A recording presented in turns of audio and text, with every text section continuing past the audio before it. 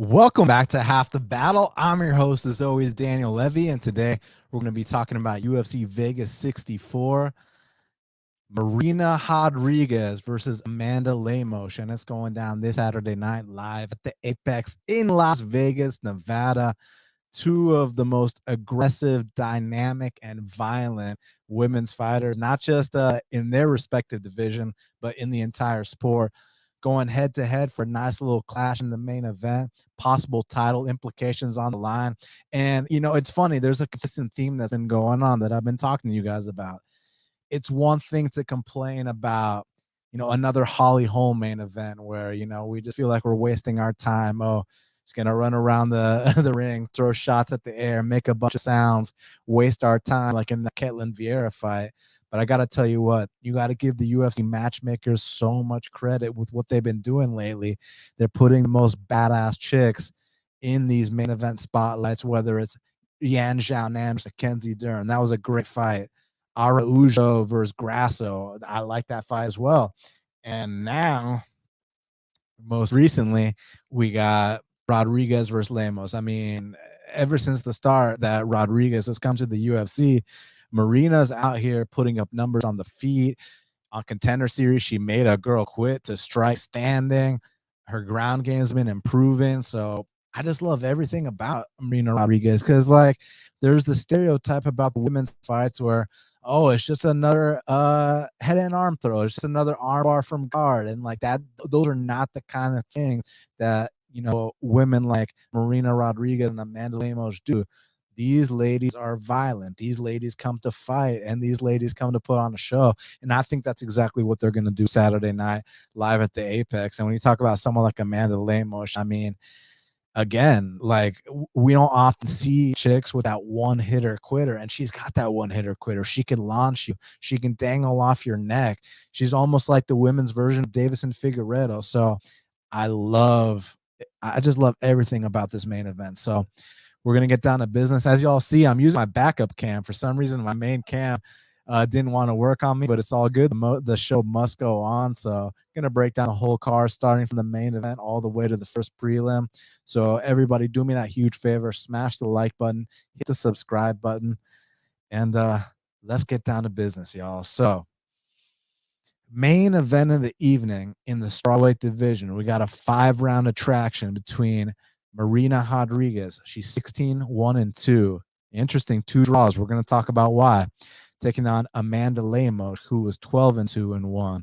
We're going to have some Brazil on Brazil crime here. And currently, they got it. Marina Rodriguez minus 210. The comeback on Amanda Lemos is plus 180. And something interesting to note is that it opened around minus 160 for Marina Rodriguez with the comeback on Lemos at plus 130. So needless to say, most of the action has come in on Rodriguez. And I understand why. I mean, she's been very, very impressive. But I think that you can't sit here and, you know, take anything away from Lemos, who brings, you know, something very unique to the table. So what I love about this matchup is when you're talking about someone like Marina Rodriguez, just the variety of her strikes, whether, you know, she's mixing, you know, she obviously fights behind her jab. And then when she starts to feel more comfortable, she starts to open up on her combinations, mixes it up to the body, the spins, the elbows, the knees from the tie clinch. And the biggest criticism for Marina Rodriguez has always been, you know, it's easy to say the ground game, but I think that that's such a broad and almost misleading way to categorize her weakness, because the ground game is not the issue. The ground game was the issue in that round she had with Mackenzie Dern, when Mackenzie Dern was on top of her the entire time. Marina Rodriguez would have been submitted right away. So the ground is not the issue. The issue is the get-up game. The issue is the willingness to play in the guard and not have that urgency to get back up to your feet. That's the issue. And when we're talking about someone like Amanda Lemos, you know how I mentioned how Marina Rodriguez likes to ease into these fights. Well, Amanda Lemos is kind of the opposite. Amanda Lemos comes out firing out the gate, big power, which, you know, these young ladies are not often used to, let alone in the strawweight division. And we've seen Marina Rodriguez get tagged up multiple times in fights that she's won. Even like, for example, the Jessica Aguilar fight. Jessica Aguilar, not really known for much of a punching threat, was, able to kind of close the eye of Marina Rodriguez. So I'm very curious to see what some Amanda Lemos punches can do to her. So I love everything about this fight. I think that the early going, just the sole fact that Marina Rodriguez kind of has to find her timing, has to kind of find her range, her distance, and the sole fact that Amanda Lemos is just, she shot out of a rocket, shot out of a cannon, man. I mean, she's going to go balls to the wall, figuratively speaking, right? She's going to come right after Marina Rodriguez, and I think she is going to tag up Marina Rodriguez. It's just we've seen a lot of resilience from Marina. We've seen Marina can take it and give it to. And the issues that I've had with Lemos, there has been, talk about her gas tank, but to her credit, she's never lost a decision in the UFC. She has been out here, winning the majority of the fights that go all the fights that have gone the distance. The times that she's had trouble, she's actually been submitted. There isn't much of a submission threat from Marina Rodriguez. Not saying that can't change. She's got some very long, limber limbs where, you sneak in a nice little anaconda, a nice little darce, a nice little guillotine, and she's been working on that part of her game. Maybe she could tap out Lemos here.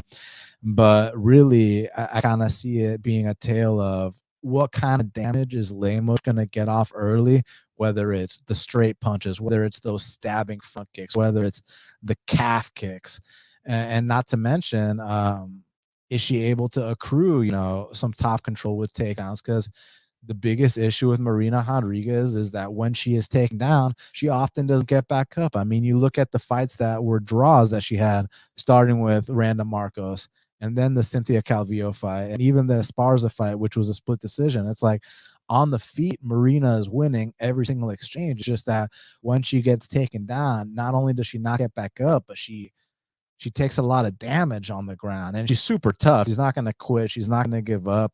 It's just we're talking about a 5-round fight here. What kind of rounds can Lemos bank with top control and with possibly landing harder shots? But here's the thing. When this fight gets to the late second round, when this fight starts hitting the third, the fourth, fifth, that's where I think the big volume difference for Marina Rodriguez can start to take over. And that's where she's going to kind of be in her comfort zone. Once she's kind of figured out your timing, she's figured out her distance, her range, and she kind of knows what to expect, because there's not much variety from Lemos, but what Lemos does do, she's very good at. I mean, you guys already know the deal. A couple calf kicks is all it takes to really immobilize an opponent. One big punch from Lemos, I mean, you see the impact. You see the way these girls look when they get hit by her. They're like, it's like in Rush Hour when my boy Chris Tucker got kicked in the face, and he's like, which one of y'all hit me with that? You know what I mean? And I feel like Lemos's opponents have that same reaction when they get hit by her. It's like, which one of y'all hit me with that? So I'm curious to see how Marina reacts to these shots, but I do have to say, should Marina not get finished in the early going, and if Lemos can't get extended top control, in the later rounds, I do kind of see that third, fourth, and fifth round where Marina really starts to put it together, up that volume, and that's where some past cardio concerns can come to play on the Lemos side, and that's where she might be overwhelmed down the stretch. So I honestly do think minus 200 might be a bit wide here. I kind of agreed more with the opener, a lean on Marina, give her that, 6 out of 10 times ordeal. But when we're talking 7, 8 out of 10 times, I'm not sure, because Lemos is very dangerous and she's unique. There's not another fighter in this division like Lemos. But I got to give Marina a lot of credit. I mean, the level of competition she's been fighting, like to go out there with Yan Xiaonan, who, even if I score that fight for Yan Xiaonan, like in that third round, like Marina really picked up the pace, really picked up that volume, and had there been 2 extra rounds to work with based on, how that fight was trending and where the momentum was headed, it didn't seem like Marina Rodriguez was going to slow down at any point. So I definitely favor the later rounds to Marina. I'm just curious about what kind of damage can Lemos accrue early, and what kind of top control can she get off on, because historically speaking, Marina hasn't been able to get up from bottom. And then with Lemos, the big concerns with her has always been the submission defense, which might not be a big threat in this fight, but you never know. You never know. I mean, like I said, there's no way Yuri's tapping out Glover and then he tapped out Glover, right? So you really never know. And then the other concern, obviously, is Lemos throws 100% into everything, into all her shots. So naturally that's going to tax you. I'm not one to sit here and say that she's out of shape, because she's 100% not out of shape. It's just more so of a case when you're throwing 100% into every shot, naturally you're going to slow down. Whereas, kind of like when you watch that Dustin Jacoby,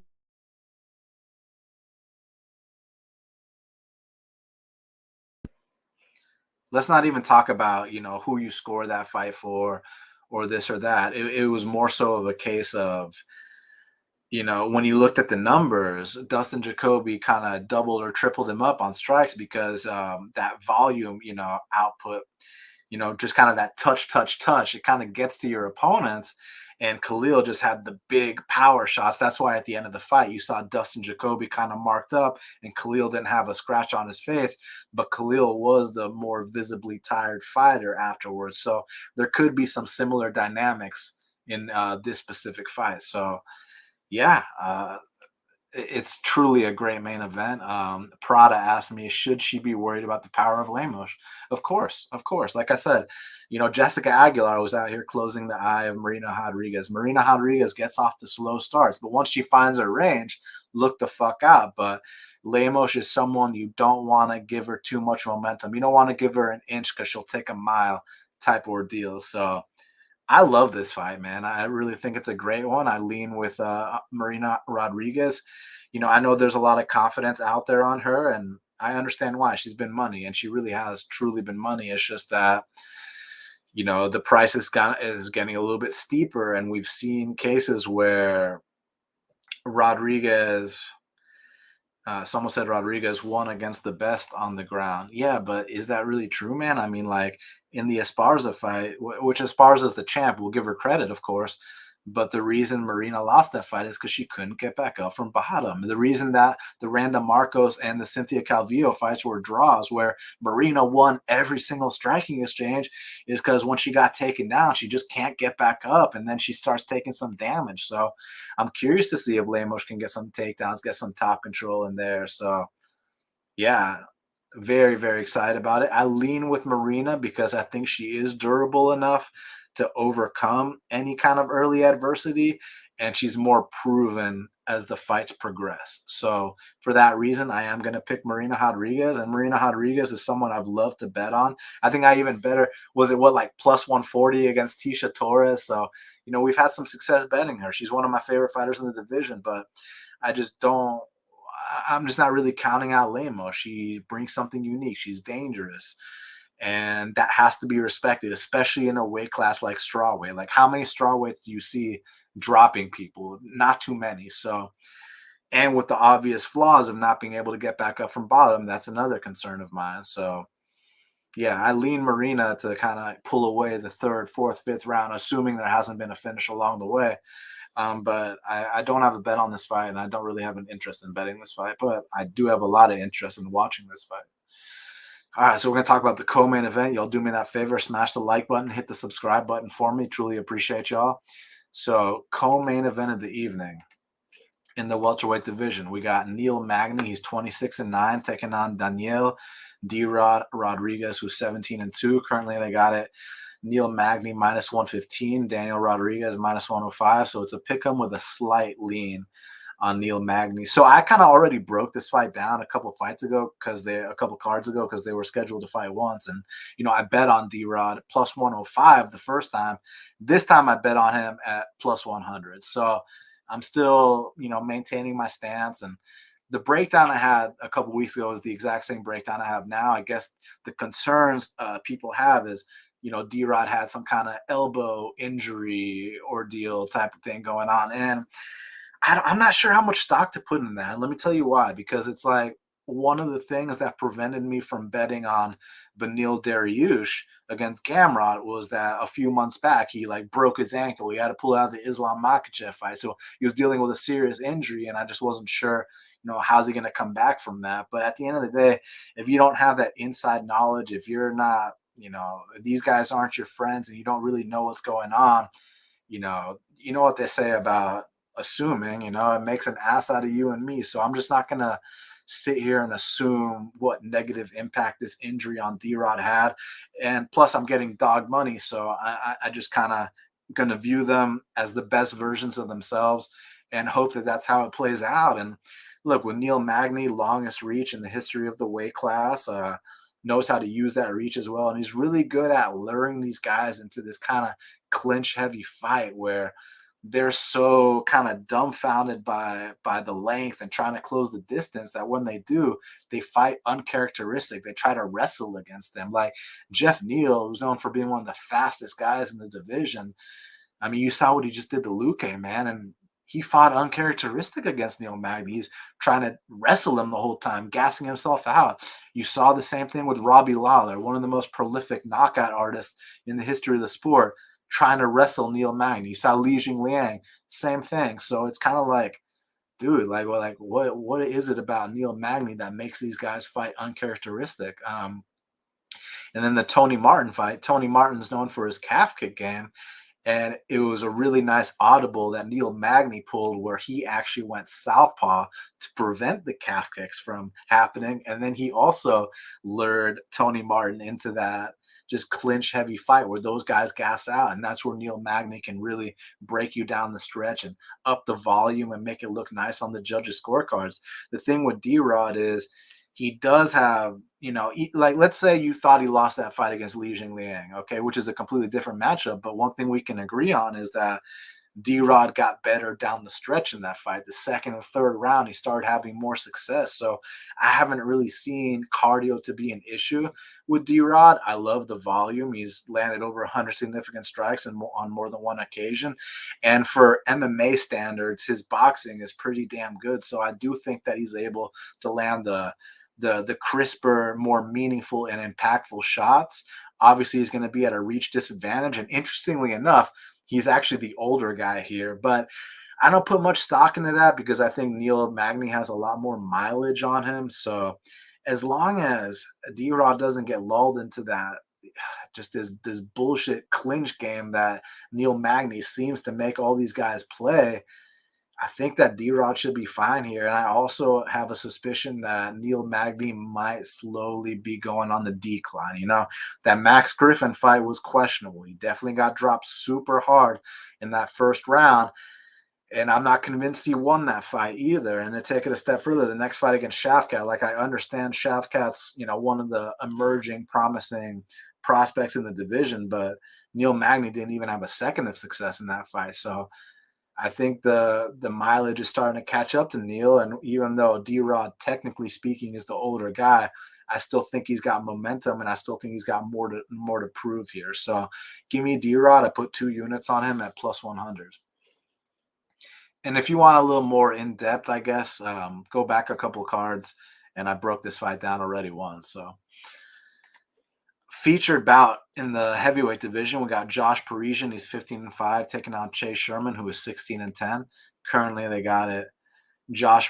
Chase Sherman minus 130. The comeback on Josh Parisian's plus 110. So it actually opened minus 145 for Parisian, and all the actions come in on Chase Sherman. And shout out to my buddy Sun Tzu. He's the guy who talked about how one of the most profitable betting angles is fading Chase Sherman. And now you're getting dog odds to do so. And listen, I'm not out here saying that Josh Parisian is going to be some title contender, but you don't have to be a title contender to go out there and beat Chase Sherman. You know what I mean? And yeah, Josh Parisian is the guy that Dante Mays was humping in the fight, face humping, let alone, But I think that sometimes guys got to pay their dues. I think sometimes they got to start to feel comfortable in there. But more importantly than all the semantics, what I like is that, look, Chase Sherman, I mean, the guy's got heavy leg kicks. Offensively speaking, he's a good striker. The issues he's had is doesn't really move that head off the center line, is there to be hit. and to take it a step further, seems to fade down the stretch in fights, and that's been a consistent theme. Whereas Josh Parisian, kind of slower, less athletic, but like super durable, can take that ass whooping up front, and you start to fade against a guy like him. That's where he can kind of, put it on you a little bit. So I'm gonna lean with Josh Parisian here. Just it's just been very profitable fading Chase Sherman long term, but this is what you'd consider kind of a lower level heavyweight fight. So an early Chase Sherman knockout or an accumulation of leg kicks followed by a second or third round knockout would not surprise me. But if Josh Parisian can kind of just stay durable, kind of stay tough, and let Chase Sherman get off on a lot of big strikes, kind of weighing on his gas tank a little bit, that's where I think Parisian can maybe take over late second round, third round, and get this done. So it's not a confident pick, but I'll go with Josh Parisian for the win.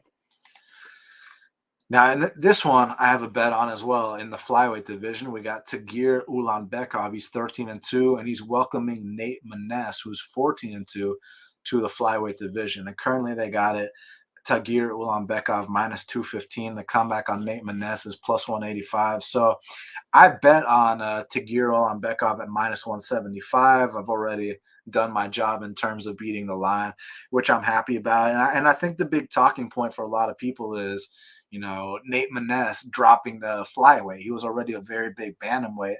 But honestly, that's really not a talking point for me, and I'll tell you why. The guy strikes me as a professional. He's working with the people at the PI, looks in incredible shape. So I don't really think, I could be wrong. He might miss weight anyways, but I don't really think he's going to come out here missing weight. I think the guy's definitely a professional. I think he's disciplined with his diet. There are questions about how is he going to rehydrate and perform the next day. I think that's more of a valid concern. But honestly, none of that stuff is even the reason why I'm betting Tagir here. The reason that I'm betting Tagir Ulanbekov in the spot is because Nate Maness has a big issue getting up from bottom. He's very content to play in his guard, which, cool. I love jiu-jitsu too. It's just that kind of style is not going to work against Tagir Ulanbekov. And Tagir is a guy that's really grown on me. Firstly, I've always known about his toughness. Like in that Bruno Silva fight, man, he ate some intense calf kicks and just kept pushing forward. In that Alan Nascimento fight, Alan Nascimento's a serious scrambler, and the guy's got some ridiculous submissions. And Tagir survived some very tough spots and was able to end up on top. And then the Tim Elliott fight, although on paper it's a loss, I thought that Tagir Ulanbekov showed a lot in that fight. He got dropped early in the fight, and I thought he came back to win the second and third round and really dug deep, and I thought he broke Elliott towards the end of that fight. Judges didn't see it that way, but just performance wise, I thought that was a big step in the right direction. And now here, Tagir Ulanbekov, he's been training in Dubai with Habib Nurmagomedov, with Islam Makhachev, with Bilal Muhammad, with Abubakar Nurmagomedov, and you saw the kind of performances all those guys had in Dubai and in Abu Dhabi, a few weeks back. And I just think that right now, those guys got a lot of momentum. They're coming in here with the right game plan. Not to mention, Tagir's teammate, Umar Nurmagomedov, just fought Nate Maness, so they know the blueprint here. So yeah, do I think Tagir might test his stand-up a little bit early? Sure, maybe that'll be dicey, but I don't really think the volume is quite there on the Nate Maness side. I think that he can be opportunistic. I think he's deceptively long. I think he's a tough guy for sure. Maybe a little sneaky power, but I think that as soon as Tagir is ready to get this to the mat, I just don't foresee Nate Maness getting back up. And that's where I kind of think Tagir is going to pull away. So I kind of see Tagir winning this one rather dominantly. And I think he has the best performance of his UFC career. So for that reason, I played Tagir at minus 175 to win 2 units. So my boy Marty said, rest in peace, Takeoff. Atlanta, Pete said, rest in peace, Takeoff. Hey, man, rest in peace, man. True ATL legend, just a true shame that things like this are still going on in the world, man. So, just grateful for what this guy's done for my city, for what he's done to represent his culture, and just everything, man. The music as well, and even the appearances on Narcos. I know y'all know what I'm talking about. So, yeah, he'll be missed, man. So rest in peace, Takeoff. Now, next up, in the lightweight division, we got a matchup between Mark Madsen, he's 12-0, taking on Grant Dawson, who's 18-1-1. Currently, they got it. Grant Dawson minus 215. The comeback on Mark Madsen is plus 185. So I haven't moved in yet, but this is another one that I'm eyeing a potential bet on. So I think that this might be a little controversial, but I like Mark Madsen in this spot. And I could be way off, but kind of the way I see it is what I really like about Grant Dawson is just how relentless he is and how much he believes in his grappling. Like his stand-up is not the prettiest. Like offensively speaking, he's got some stuff, some calf kicks, some good long-range weapons, some flying knees, this and that. But you can tell defensively speaking, he's very, very uncomfortable standing. But the thing I like about him is, man, when he takes guys' backs, he's just very, very controlling and very able to sink in chokes, and not just his back control, but his top control as well. Some very good ground and pound. He's just once he gets on top of guys, they seem to have a really hard time getting him off and getting him off.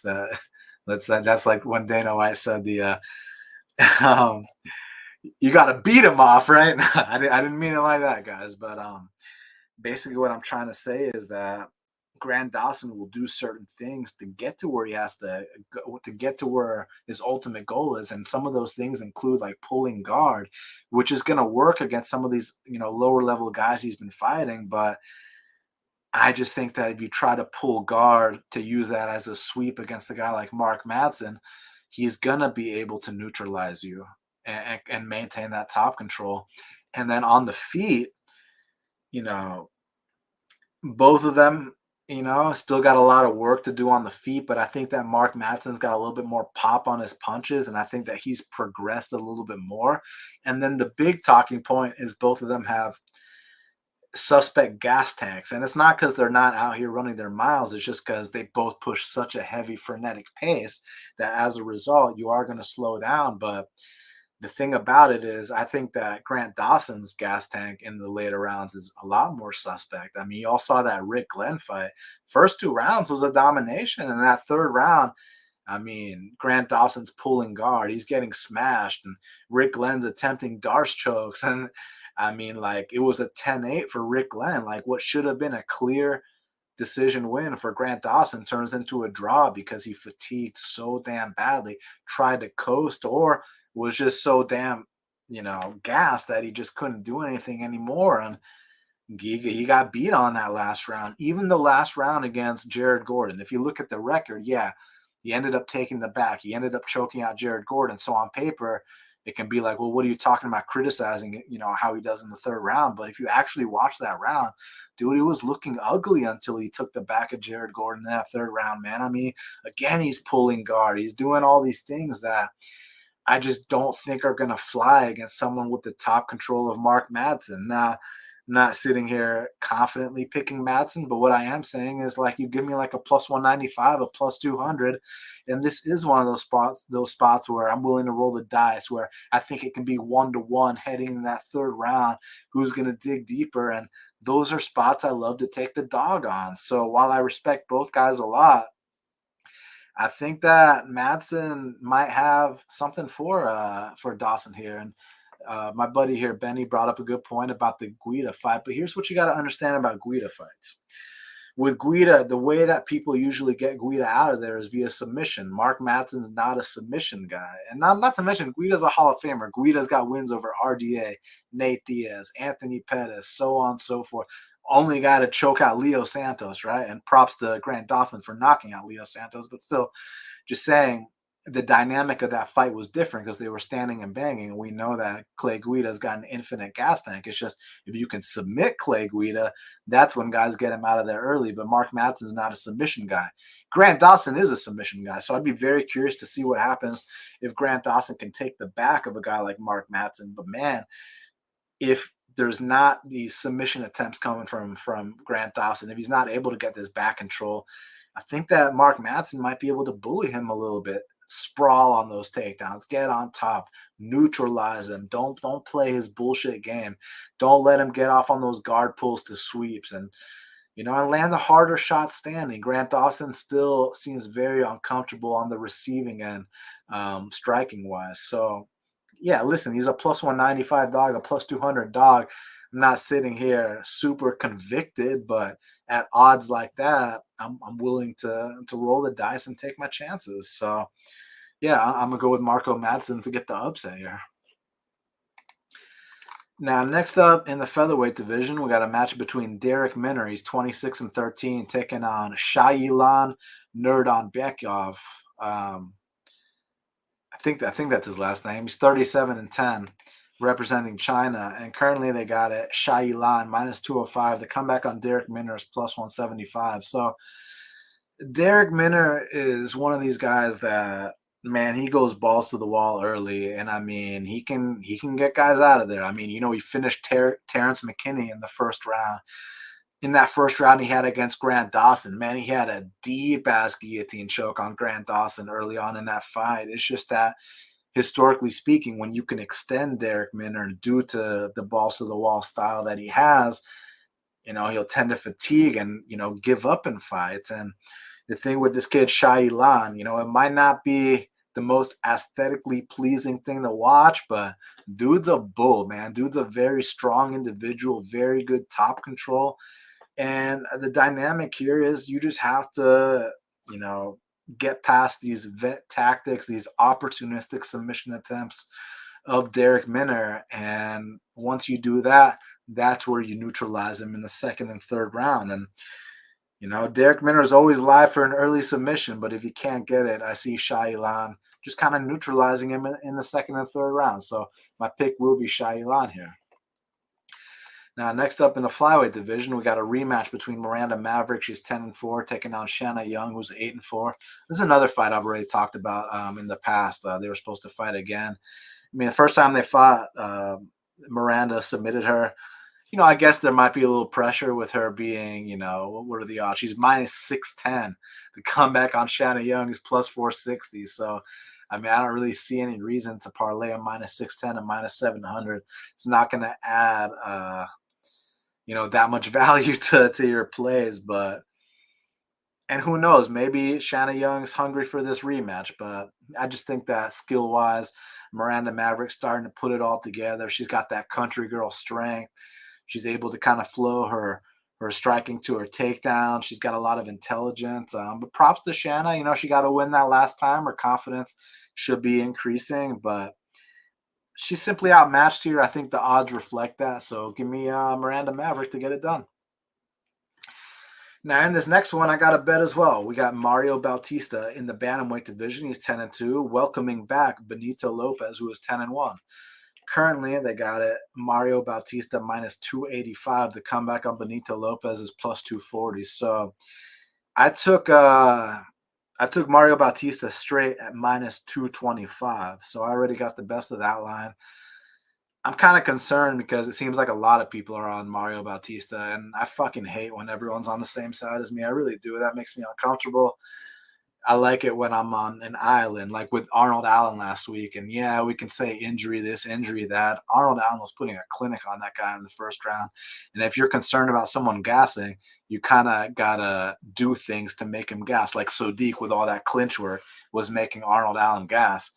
To me, it was looking like target practice for Arnold Allen against Cater. And it looked like it was only going to get worse, injury or not. And I put 2 units on Arnold at plus 110. And if they were to ever run it back, I'd put a lot more on Arnold Allen because, even prior to the injury, I was just smiling the whole fight. I was like, wow, that was absolutely beautiful. But the reason I brought that up was not to impress you, but to impress upon you that I feel a lot more comfortable when people are on the opposite side as me and people are overconfident on the other side like they were with Cater. That's when I feel my most confident. Whereas here, it seems like a lot of people are on Mario Bautista, and I'm not gonna lie, that makes me a bit on edge. That makes me like, fuck, because these big Vegas casinos weren't built with everyone being on the same side. So I don't like the fact that everyone's on the same side as me, but at least I did my job and got the best of the line. So that's all I can hope for. But anyways, the way I see this fight going down is kind of like this. I think that Benito Lopez is a dynamic striker. Like, look, he's coming off a 3-year layoff. What he's done in that time, whether it was USADA, whether it's him selling real estate, whatever the case may be, I don't know. I don't need to speculate. All I can do is go based off the Benito Lopez that I used to know. And the guy I used to know is the flying kicks, the flying knees, just kind of an opportunistic offensive striker. I'm more of an offensive juggernaut, but doesn't really take it as well. I think that, he's got good calf kicks too. Just a long, rangy striker with some flashy techniques, but he can give it, but taking it wise is kind of where I have the issue, man. I mean, I think that I've seen him dropped on multiple occasions, even against guys like Vince Morales and Albert Morales. The Steven Ocho Peterson fight was a little bit too close for my liking. The Manny Bermudez fight, Manny got him out of there easily. So I think that Benito kind of falls under the, flashy front runner category. And look, Mario Bautista has been caught before against Trevin Jones, albeit with hands, and Benito's more known for the big kicks. So listen, Benito's live to get a head kick knockout. He's live for a flying knee, maybe drop him and guillotine him or something like that. But if that doesn't happen, Mario Bautista is a very gritty guy, also has a good calf kick game, also can put up big numbers. I've seen him go out there, land over 120 significant strikes in a 3-round fight. Can also mix in takedowns, has a good submission game, and just has been more active since the last time Benito fought. Mario's out here. He's been putting in work, and he's training with some good guys, training with the Sean O'Malley's, was training with Casey Kenny for a while, under coach John Crouch. He's got Benson Henderson with him. So they got the right looks, and I don't think that Mario Bautista is the kind of guy that's going to be arrogant and be like, oh, my opponent's been out 3 years. Now I can skip my runs and skip my practice. I think when you talk about a Mexican warrior like Mario Bautista, he's going to take this seriously. So for Benito to win, like I said, it has to be a head kick. It has to be a flying knee. It has to be a club and sub. But if that doesn't happen, I really think that Mario Bautista just slowly, methodically chips away at him, breaks him down, and possibly gets a finish of his own. If not, grinds away the decision. So, yeah, give me Mario Bautista to just be more active and kind of welcome this dude back and make him question, like, do I still really want to be here? Because I know for a fact Mario Bautista does. So I played Mario Bautista minus 225 to win 2 units. Now, next up in the strawweight division, we got a matchup between Jinyu Frey. She's 11-7, taking on Polyana Viana, who's 12-5. Currently, they got it Polyana Viana minus 140. The comeback on Jinyu Frey is plus 120. It's one of these fights. My boy Joe, I appreciate it, buddy. You said there's examples of what you're talking about every week. See the Cody Durden fight. Exactly. We picked Cody Durden over here, but everyone was so confident on Mota. And I think Mota's got a bright future. He'll be back, but it's just Cody Durden's time right now. But back to Frey, I think Frey, like, technically speaking, her striking is a little bit more polished. And, if they're going to put on the 16-ounce gloves and the shin guards and the headgear and have some sparring matches, I think that Jinyu Frey would win those. My boy asked me what I'm drinking over there. I got some Atalanta Tart Plum Saison. And then I also got some Yellowtail Shiraz, which a little bit on the cheaper side, but I actually like how it tastes. So it's all good. Got some company on the way after this podcast. So, doing a little pregame and making sure I'm ready to go. But back to this matchup, man. Yeah, I think Jinyu Frey's a little bit more polished standing, but I think that Polyana Viana has a little bit more will to win. And the striking might not look the prettiest. She might wing these shots, but similar to that last fight with Frey and Demopoulos, despite who he scored it for, Demopoulos was out here just giving more effort. And I think that Polyana Viana can do similar things should this fight stay standing, but where Polyana Viana really excels is on the mat. She's got a very opportunistic, armbar from guard game, which is effective in, the lower weight classes of the women's division. So, yeah, whether it's an opportunistic submission, whether it's kind of just showing a tiny bit more effort, I'm gonna go with Polyana Viana, but I'm not gonna lay chalk on it. Now, next up in the bantamweight division, we got a matchup between Johnny Munoz Jr. He's 11-2, taking on Ludvik Sholinian. Hold on, Ludvik Sholinian. He's 9-2. Currently, they got it. Johnny Munoz minus 225. The comeback on Ludvik Sholinian is plus 190. So when the fight first got announced, I was interested in Munoz. It's just I'm not interested in Munoz at this price, right? Like, my issue with Ludvik is this: like, he's a tough guy for sure. That's not my issue. I like the fact that he's a tough guy.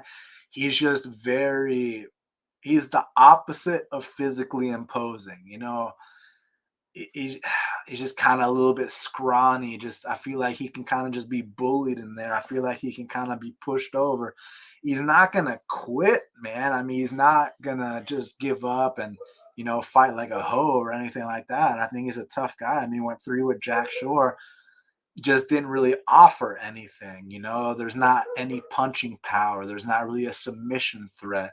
He's just kind of a guy that's just going to kind of hang around based off toughness. But usually, when your best attribute is toughness, that means that you're really good at getting your ass whooped. And with Johnny Munoz, I know he's not a finished product.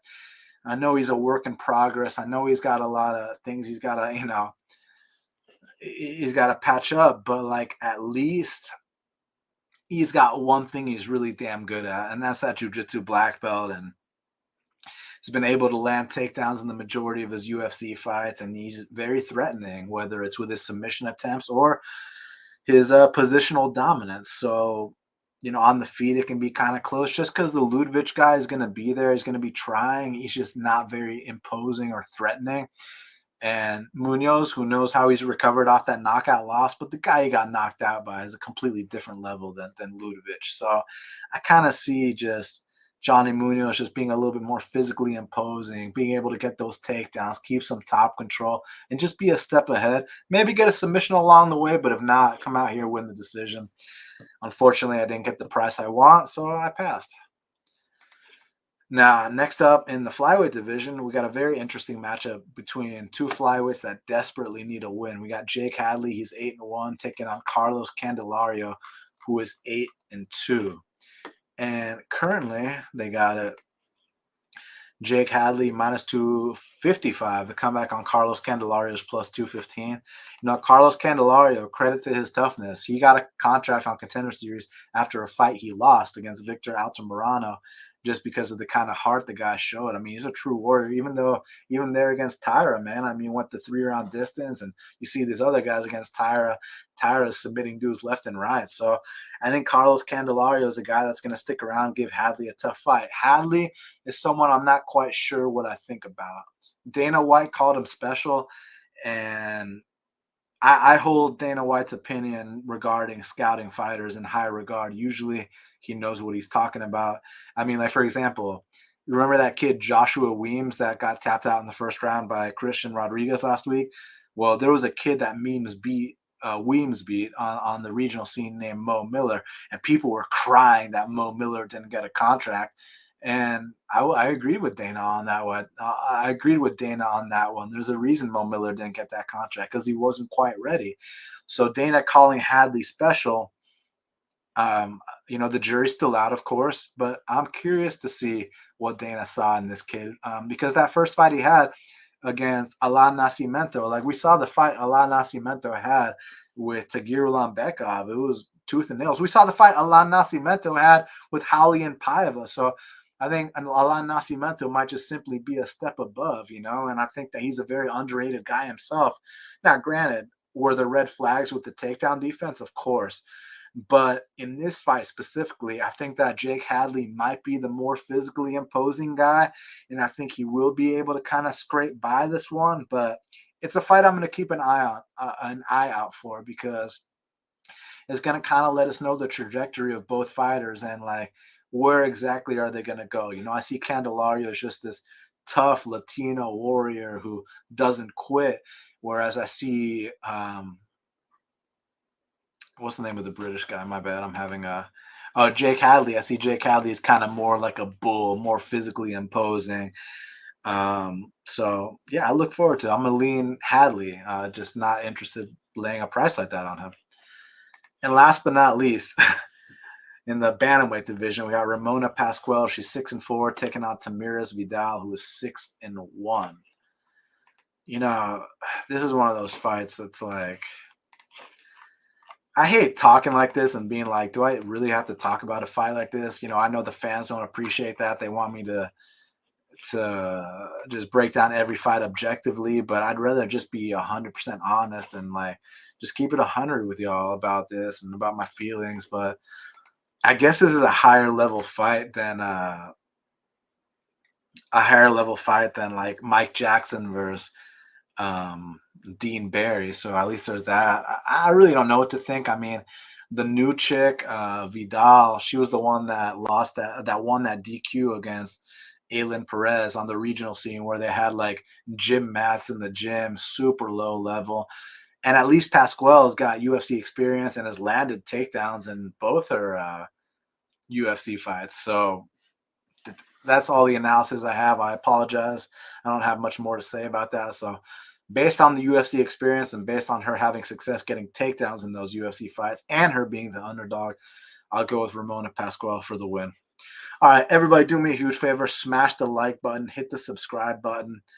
And I'm going to talk about the fight to watch and the fighter to watch. If y'all got any questions for me, give them to me now. I'll be happy to answer them for you before I get out of there. And yeah, so the fight to watch. So I think that the fight to watch for UFC Vegas 64, I'm going to go with Mark Madsen versus Grant Dawson. Look, both these guys are undefeated in the UFC. Both these guys are grappling heavy fighters. We got an Olympian in Mark Madsen. We got a black belt in Grant Dawson. And, you know, both these guys never lost a fight in the UFC. Oftentimes when you get two good grapplers, it turns into a bang fest. But I have a feeling with the ego and the pride that these guys have about their grappling that someone is going to want to show their dominance and show that, hey, I'm the superior grappler here. You know, I heard an interview with Grant Dawson saying if I had a wrestling match with Mark Madsen, I'd pin him. I was like, oh shit! like those are fighting words, man. Like you don't just say you're gonna pin a Olympic silver medalist or gold medalist. I don't remember, but an Olympic medalist, right? So saying some stuff like that, like I'm curious, and you know, yeah, that's my fight to watch. And my fighter to watch, let's go with Tagir Ulanbekov, man. I think that he's a lot better than people give him credit for. I think he's got an opponent here where he can style on, and I want to see him show that, hey, like I am one of the emerging Russian fighters in the flyweight division, and I can make a run one day. Still a young kid, and I think he's had moments in these fights. It's just sometimes people got to get comfortable getting inside the UFC's octagon. Plus, had that camp with Habib Nurmagomedov, with Islam Makhachev, with Bilal Muhammad, with Abubakar, and you saw how those guys performed. I want to see if Tagir can ride off the momentum and put in the best performance of his UFC career. So for that reason, Tagir Ulanbekov is my fighter to watch. So I'm going to answer a couple questions, then I'm going to get out of here. Low T City Ortega said, do you think Lemos is being counted out because of the Andrade people or the Andrade fight, or are people high on Marina? Both. I mean, Marina is someone you need to be high on, and then Lemos, you know, faltered in her last main event. But like, I don't think that Marina is going to get a standing arm triangle. I think it's more so that Lemos has maybe showed that she can kind of slow down in fights a bit, and Marina is really good at easing into fights and doing good down the stretch. So I think the power early of Lemos is going to be a big thing. Plus, I'm curious to see if she can mix in takedowns and exploit that weakness we've seen in Marina, where she can't always get up from bottom. And then on the flip side, Marina, the volume just gets better as the rounds progress, where Lemos might slow down. So that's what makes it a great fight. All right, let me see if y'all got any more questions for me. And if not, I'm going to get out of here. My boy Marcus Williams in the house. Shout out to my boy. Check out the Nubian bookstore. Enjoying the show. Keep up the good work. Thank you very much, my friend. My boy Busta Benny said, hit that like button, guys and gals. Please do. Please do. I appreciate it. Rest in peace, Takeoff. Yes, rest in peace, Takeoff. Let's see what else y'all got.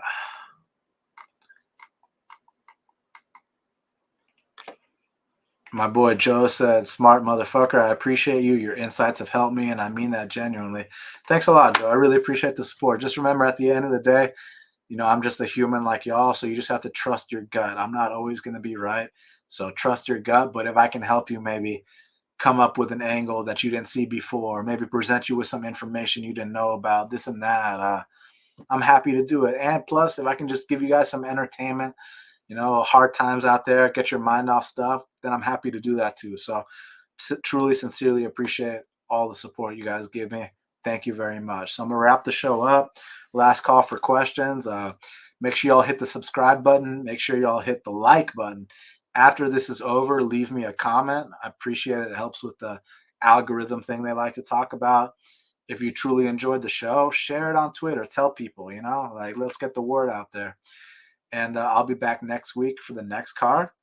And yeah, just going to keep the ball rolling, man. So I'm very excited about that.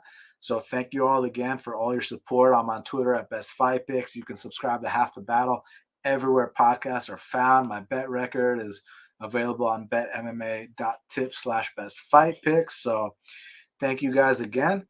And until the next time, let's cash these bets.